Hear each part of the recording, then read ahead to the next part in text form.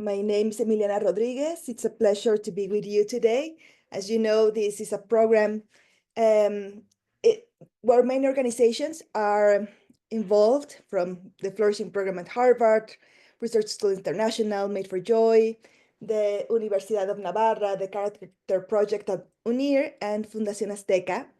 And some of the objectives that we have is to really empower parents in many places in the world to develop these positions and skills to attain, to bring patience, serenity, and joy to parenting, to promote a positive family climate with healthy relationships at the foundation, and to support patience, serenity, joy, and flourishing and loving relationships in ourselves and our children.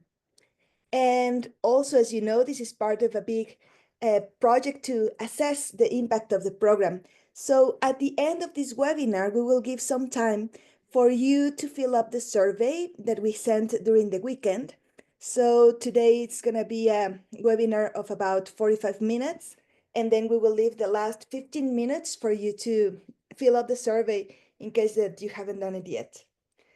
So to begin, I would like to make a little review of the topics that we have seen over the last couple months that we have been working together, that you have received twice a week lessons that you will have been joining us in the webinar. We also share with you short podcast with some of the key strategies and principles of this program. And for that, I would love if you could share with us in the chat some of the key concepts that have been useful for you, or it can be concepts or strategies that maybe you're already using that you learned from this program. So please share with us in the chat some of that. I will be reading you. And a strategy, key concept. And of course, if you have also any question, you can also share it with us in the webinar, in the webinar chat.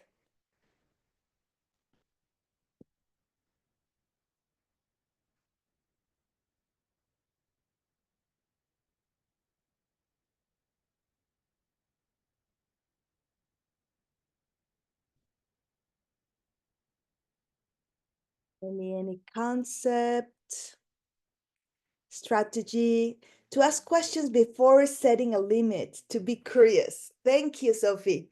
Yes, this is a very, very powerful strategy that we have been working. Connection before correction, empowering our children to guide us to find a solution, modeling resilience, encouraging curiosity. Yes, and a very good friend told me also that this concept of connection before correction was not only helpful for the relationship with children, but also the relationship with her partner. So yes, connection before correction can be extended to all our relationships, actually. So thank you.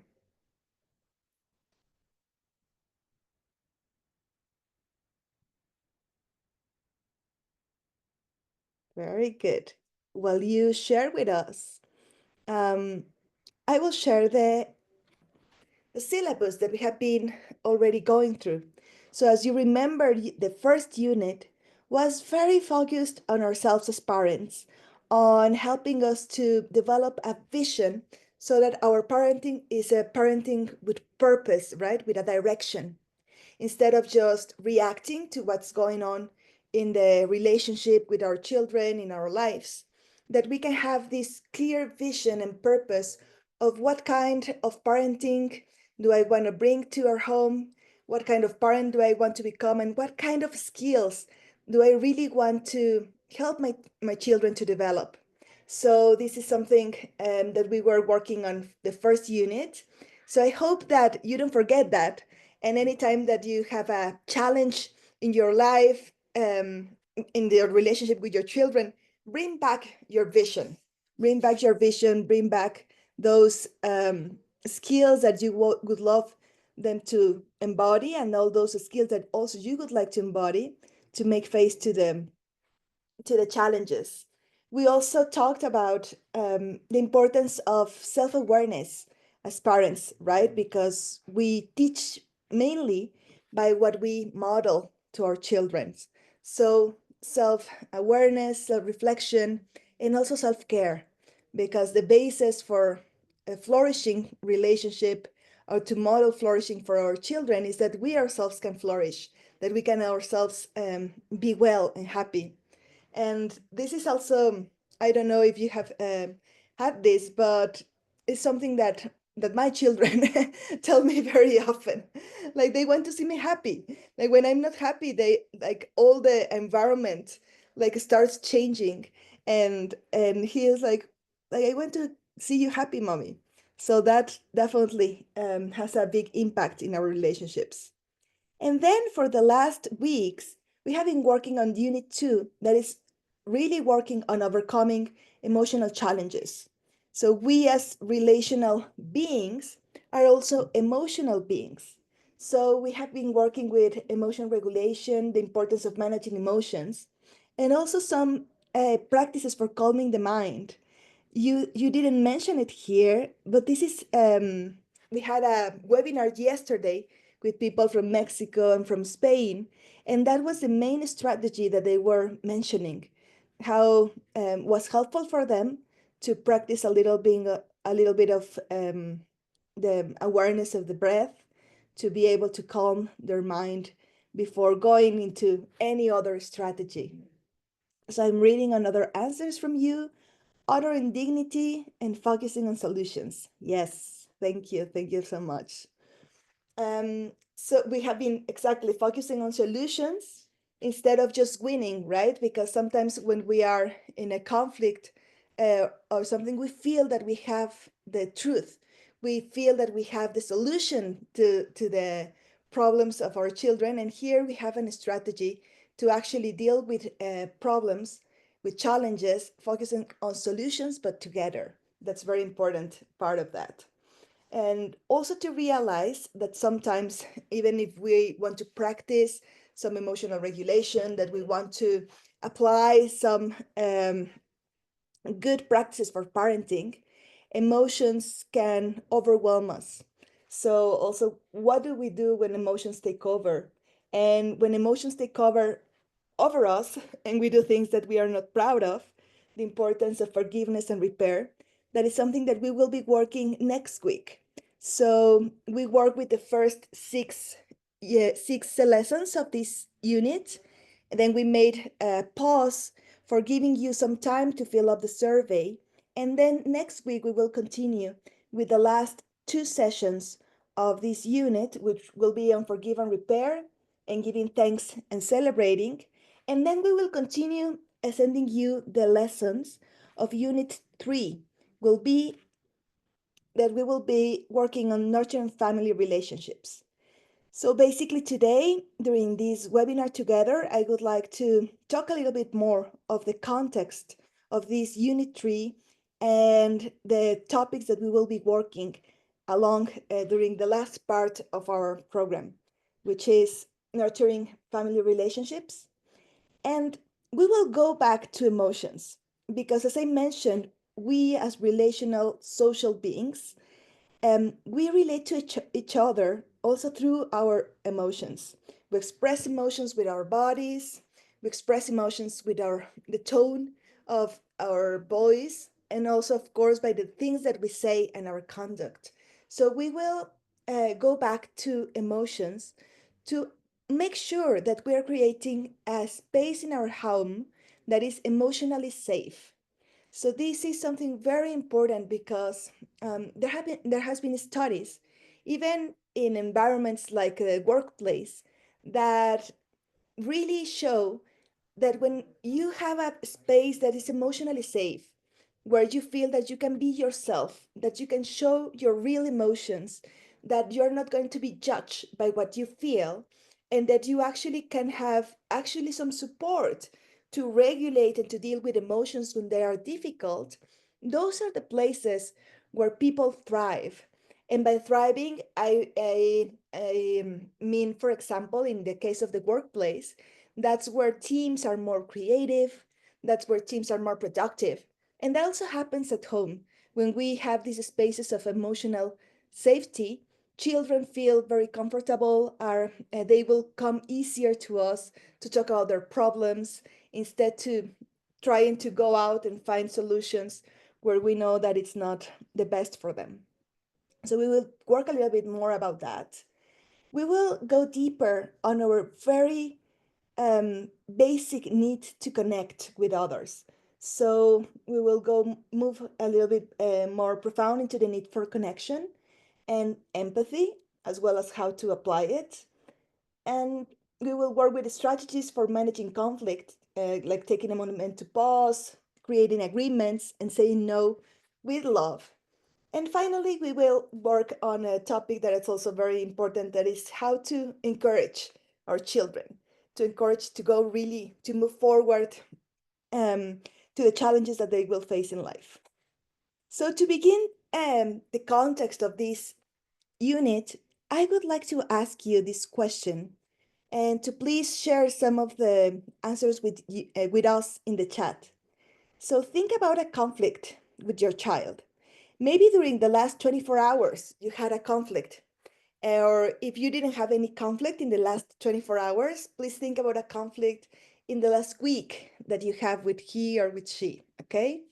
So think about that conflict and especially share with us what emotions did you feel during that conflict? Yes? So what were the emotions that you were feeling? And also, what are the emotions that your child display? Okay, so you please, when you share, just make sure to let us know which emotions were yours and where and which emotions were your child emotions. And for this, I will leave you the mood meter, which is a very useful tool developed by Mark Brackett, who is a researcher from Yale University. And here we find a lot of emotions to get inspired to answer the questions. So, in the most recent conflict with your child, which emotions were you feeling, and which emotions were your did your child display during that time? I'll read you.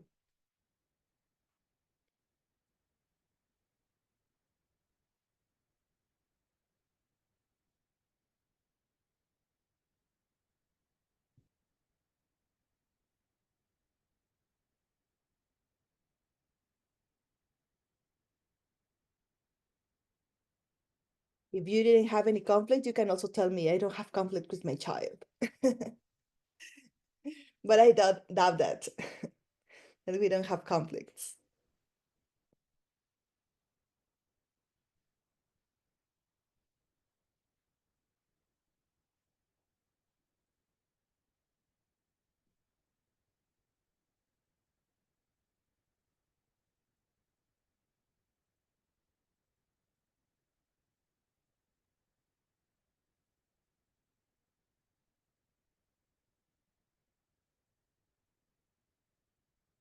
Thank you, Nicola. Worried, uneasy, and uncertain. Yes. The child was annoyed and peeved. Me frustrated, and my child hyper angry. Yes. Thank you, Sophie, too. I felt correct, righteous in my view. Yes. Frustrated, and he felt annoyed, frustrated, and unheard. Yes. Thank you. So, something important to notice is that during conflict, emotions can come up, right? Yesterday, as I mentioned, we were also sharing the same content in a webinar with people from Latin America and Spain. And it was very similar, the answers that we got. A lot of frustration from the side of the parents and righteousness also in the side of the parents, but also they felt in the side of their child, for example, a lot of righteousness in the side of adolescents in particular. And but also the child always showing up some emotions, sometimes even fear or sadness, or to show apathy was also something that they mentioned a lot. And this is very normal that challenges, conflicts in our home trigger emotions. And if you see the emotions in the mood meter, you will see that most of them are in the red red part of the mood meter, which means that are actually emotions that activate us, that have a lot of energy, and that are very disagreeable.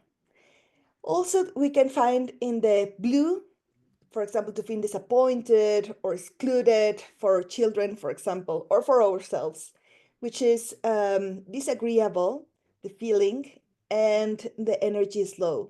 But rarely in a conflict, we will find emotions in the yellow or in the green spaces, right? But the idea is that with practice, we maybe be able to show up for these challenges and conflicts, not feeling blessed or ecstatic or elated, but at least to feel some serenity, right? This is something that we are cultivating here, that we might be able to to face the conflicts with serenity, with a little bit of calm from our side, even if our children are showing up some other kind of emotions. And when we feel that, when we are able to do that, the good news is that these kind of emotions are also contagious. Anger is contagious. So what usually happens in a conflict is that we both start fighting. And we feel that we have the right view, so we try to impose that, but they feel that they also have their right view, so they start like this fight of power. So the idea of the work that we have been doing so far and that we will continue doing in Unit 3 is how to show up to these conflicts more feeling in the green area of the mood meter so that we can contain this space of serenity to be able to work with conflict in another way.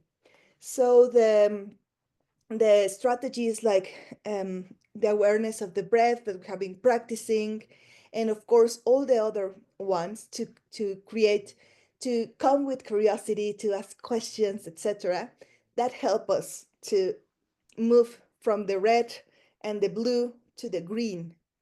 And something very important that we will also be addressing in this unit is important that once that we have this space of serenity to contain the conflicts, that we are able to validate emotions that our children are feeling.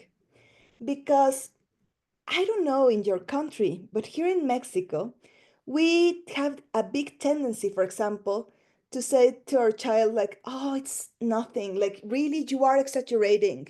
Like, it's not really a big deal. We diminish we diminish a lot the the importance of the feelings that they are having. So something very important is to validate what they're feeling and to be able to create this emotional safety so that they feel that they can feel. Because at this age, if you remember last session, this is what's going on inside them. Something like the movie Inside Out. Emotions are really very strong. I mean, emotions are strong, can be strong for everybody. But for teenagers, with all the mixtures of hormones, all the changes in the brain, in their bodies, that is really having a big impact in their emotional life. So something that it really feels very small for us, it can be huge for them. So the idea here is to be able to realize that, and instead of doing that, try to create and also to bring more curiosity to exactly how they're feeling. Because the principles of emotional regulation is to start by naming, recognizing, and naming our emotions. So that's why in this unit, we will also work in a lesson in particular on how to increase our emotional vocabulary and be able to name more emotions and to create that habit and that space at home with our children. Then, as I have been mentioning, human beings are social beings, right? The need of connection is really a very basic need. We need to a connection and a sense of belonging. And the way that we connect with our children changes also throughout life. As we know, one thing was when they were babies and then toddlers, and if they are in their if they are 7 or 8, we might have figured out they actually want to be with us. It's cool for them to be with us, to spend time with us. But then when the pre-adolescents and then adolescents come, they don't want to be with us. So we have to find new ways to connect with them in these new changes where they need more independence, where they need more autonomy, where they want to be with their friends, where they may feel ashamed of their friends seeing them with us. We need still to know that they need the connection. They need a connection with us. We need the connection with them. And we have to be more creative to find new ways to connect with them. And that's why empathy is a very, very powerful tool.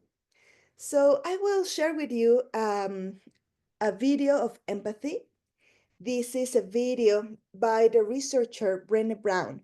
So I will share with you the name in the chat, because it's really worth, if you have some time, to look about her work. She has a series, I think, in HBO called The Atlas of the Heart, and also a book called The Atlas of the Heart that will help you a lot with this challenge of creating emotional safe spaces and about naming emotions. That's a really wonderful work. And she also is a renowned expert on the topic of empathy. So let's take a look to this video on empathy and what she says about it.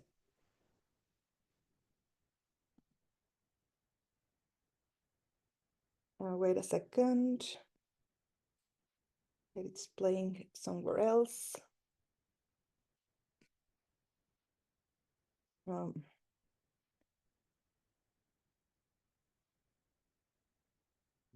Give me a second, that it's playing in another screen, so I will share it with you in a second.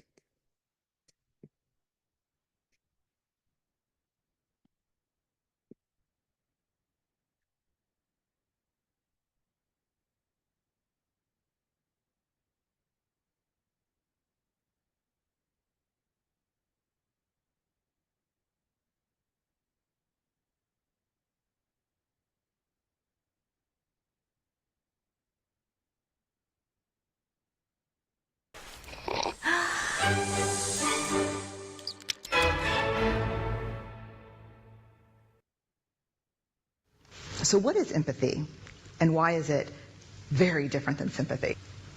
Empathy fuels connection. Sympathy drives disconnection. Empathy, it's very interesting. Teresa Wiseman is a nursing scholar who studied professions, very diverse professions where empathy is relevant, and came up with 4 qualities of empathy. Perspective taking, the ability to take the perspective of another person or recognize their perspective as their truth. Staying out of judgment, not easy when you enjoy it as much as most of us do. Recognizing emotion in other people and then communicating that. Empathy is feeling with people. And to me, I always think of empathy as this kind of sacred space when someone's kind of in a deep hole and they shout out from the bottom and they say, "I'm stuck, it's dark, I'm overwhelmed." And then we look and we say, "Hey, climb down. I know what it's like down here, and you're not alone." Sympathy is, "Ooh, it's bad, no. You want a sandwich?" Empathy is a choice, and it's a vulnerable choice, because in order to connect with you, I have to connect with something in myself that knows that feeling. Rarely, if ever, does an empathic response begin with "at least." Yeah. And we do it all the time. Because you know what? Someone just shared something with us that's incredibly painful, and we're trying to silver lining it. I don't think that's a verb, but I'm using it as one. We're trying to put the silver lining around it. So, I had a miscarriage. Oh, at least you know you can get pregnant. I think my marriage is falling apart. At least you have a marriage. John's getting kicked out of school. At least Sarah is an A student. But one of the things we do sometimes in the face of very difficult conversations is we try to make things better. If I share something with you that's very difficult, I'd rather you say, I don't even know what to say right now, I'm just so glad you told me. Because the truth is, rarely can a response make something better. What makes something better is connection.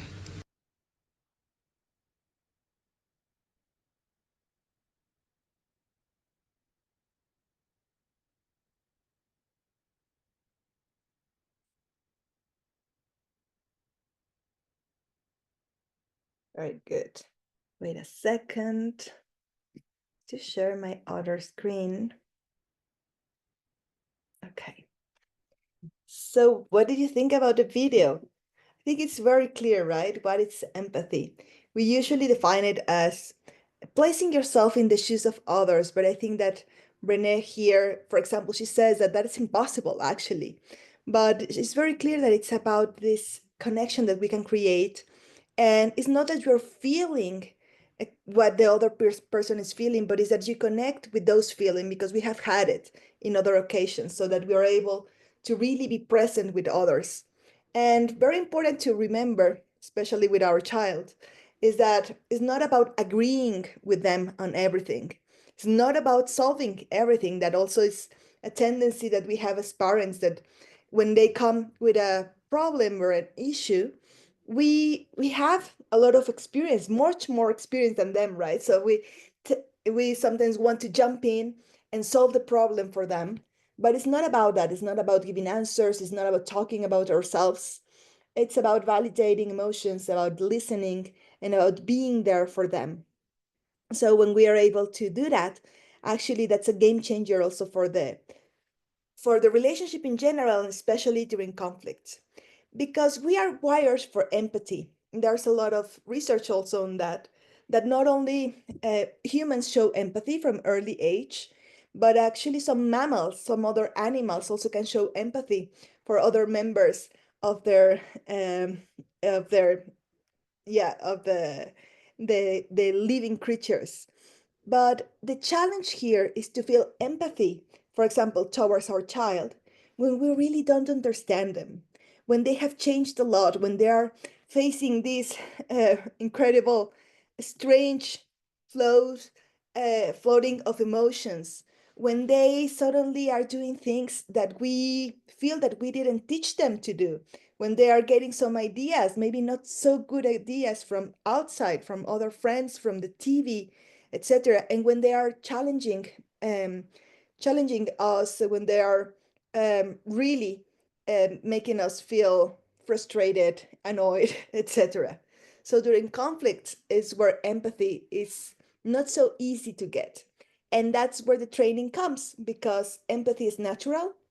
But when we're in conflict, or when we are with someone who is very different from us, we really need to train to be able to cultivate that openness, that connection with them, even in the face of difficulties. So that's something that we will be working also during this unit 3 of the program. And sharing some other strategies for dealing with conflict, like taking a moment to pause. And for this is a very, very common strategy used, I think, all over the world. We also call it, for example, in Mexico, timeout, to have some timeout when we're during conflict. And basically, the way that we do it is also a way of punishment. Like we ask children, for example, to go to the room and think about what they have done to us, or think about the consequences of their actions, right? And rarely children do that. They go to the room, but they are not really sitting there thinking, how can I make this better later? They're pissed, they're annoyed, they're angry, and they feel excluded, actually, instead of connecting with them and solving the problem.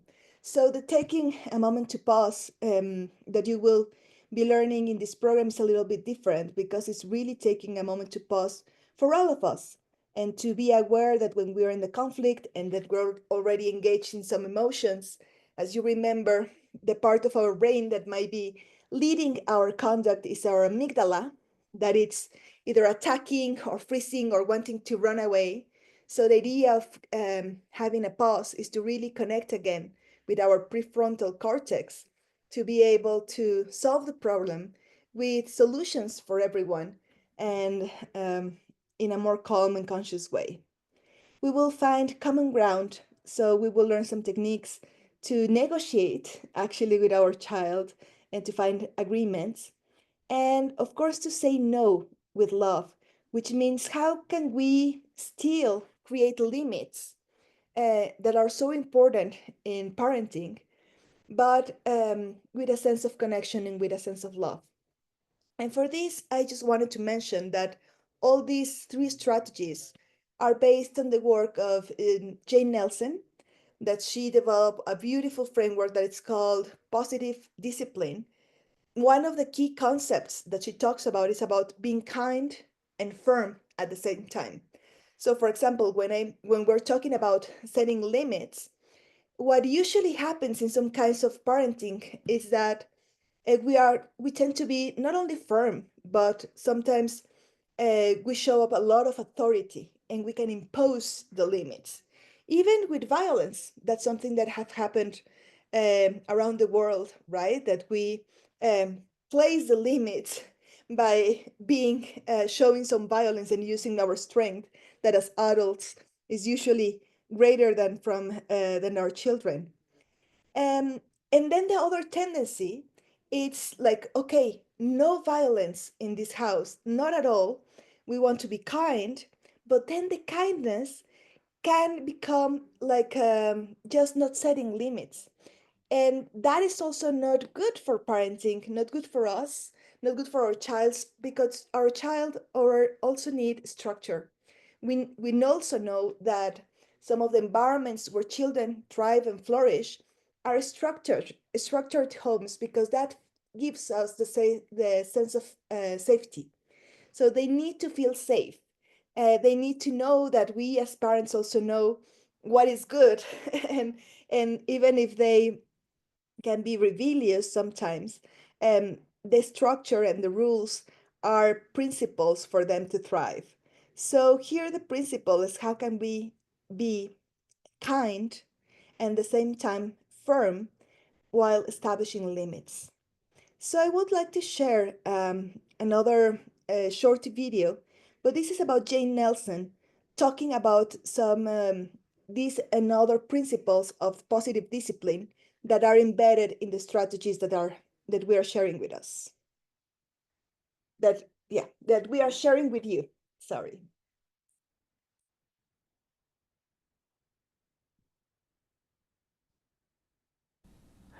Hi, this is Jane Nelson, and welcome to Positive Discipline, where you're going to learn hundreds of non-punitive parenting tools. Many parents think that when we say don't use punishment, that means being permissive. And permissiveness is not healthy for children any more than punishment is. In fact, wouldn't you be willing to give up punishment and permissiveness if you knew there were many other methods and tools you could use that would help your children learn self-discipline, responsibility, cooperation, and problem-solving skills? Let me share with you the 5 criteria for positive discipline. Number 1 is that it's both kind and firm at the same time. When you're kind, that's very respectful to children, and when you're firm, that's respectful to the needs of the situation. If you're being too kind without being firm, you're probably being too permissive. And if you're being firm without being kind, you're probably being too controlling and disrespectful. Criteria number 2 is to help children feel a sense of belonging and significance. Belonging and significance is the primary goal of all people, and especially children. And when children don't feel that sense of belonging and significance, they usually try to find it in mistaken ways. And those mistaken ways are usually seeking undue attention, misguided power, revenge, or just giving up. Criteria number 3 is that positive discipline, non-punitive parenting tools work long-term, not just short-term. And this is where I get to observe that I'm not saying that punishment doesn't work. If all you're interested in is stopping the behavior right now, punishment will do that. But we need to be aware of what children are thinking, feeling, and deciding that affects them long term. Criteria number 4 is that positive discipline tools help children learn valuable social and life skills for good character, such as problem-solving skills and thinking skills and listening skills, communication skills, self-soothing skills, and many other tools that will serve them throughout their life. And the last criteria, number 5, is that positive discipline tools help children develop a sense of their own capability and helps them learn how to use their personal power in useful ways so that they can be contributing members of society. So actually the last lesson that you will receive on encouraging children is a strategy that will help them, will help you to create a way of noticing what they are doing right at home so that they feel capable, that they can overcome challenges, and that will boost their self-efficacy belief, which is this belief that we can have, that we have the capacity to achieve what we want. So with this, we will finish this basic overview of the Unit 3. And then what's next? So next is to complete the questionnaires. If you and your child haven't already, we will give you some time now to, we will share with you the links and the codes for the parent questionnaire and also the child questionnaire. So we will do that. But just before that, so you know, we will continue sharing with you the lessons through email and WhatsApp on Tuesday and Thursdays. So next week you will receive the last couple of lessons from Unit 2, and then we will continue sharing with you the lessons from Unit 3. As you know, each lesson is very short. It's just about 10 minutes to go through it. And we hope that with that, you get like the core, the essence of the strategies, and so that you're able to apply it at home and in your life. So I will ask Catherine if she can share with us some of the instructions for the parent questionnaire, which is here, and we will also be sharing through the chat. So if you haven't filled up the survey, please help us with this, and she will also share the instructions for the child questionnaire. Thank you, Catherine. Hi, everyone. Thanks, Emiliana. Yes, so just to touch base on the surveys, you've already received them over email. Some of you probably already that are here today have already completed. Many of you are going to be watching this recording of this webinar, so I'm speaking to everyone now. If you haven't completed the parent survey, please do so. We'll be closing those soon. And a couple questions have been asked. One of which is this different from the survey that was filled out a couple months ago? Yes, this is different. If you filled out a survey, we circulated a survey in February. That was the first required survey of this program. This is the second one. This is the second and last required survey for the program. So it's really important that you complete this one as well. And this is going to be the last one. And there's one for your child and one for you. I've popped the links into the chat, so they're there. And then this is also the QR code for the parent questionnaire. Emiliana, are we going to give some time right now? Oh, great. Okay, I'll go through the child one now. We've also received a few questions about the child questionnaire. So who should be answering it? It should be the same child who filled out that first questionnaire back in February. Many of you might have more than one child in the age range for this program. So we just want to make sure that it's the same child that filled out that first one. And as a reminder, at the start of the survey, you'll have to enter your mobile number. And your child will also have to enter your mobile number, not his or her mobile number, but your mobile number. And we're using these mobile numbers to make child parent pairings. So it's very important that you both enter your cell phone. And as far as helping your child, right? Okay, so the child should fill this out independently. If it is the case where the survey's in English, and if it's a case where your child English is a second language, Or your child needs a little bit of help reading through the questions, it's totally fine for you to read them to make sure that they understand what the questions are. The answer should really come directly from your child, though, please. So that's very important as well. And if you have any other questions, please let us know in the chat when we finish. Thank you. Yeah, so we will give some time for this, right? We will give you 15 minutes for you to fill up the survey. I will leave the music on so that you can have this time. And if you already fill up the survey, we just want to encourage you to use also the calendar. We have this calendar to tell us where we are in the program. So if you have any doubt, you can use it.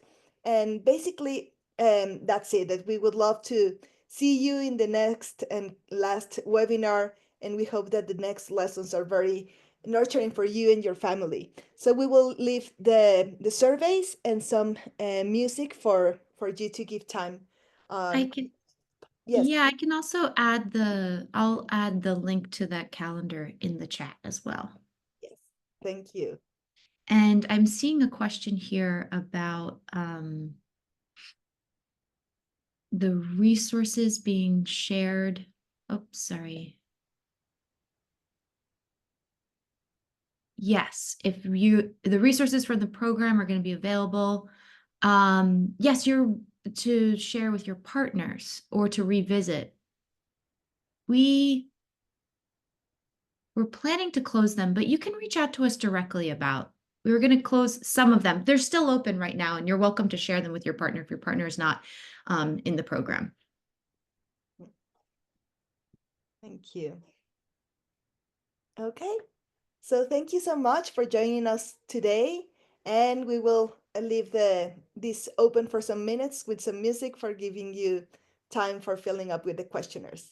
Thank you so much. And if you have also any question, extra question, please write through the chat. Thank you. Thank you. Thanks very much, everyone.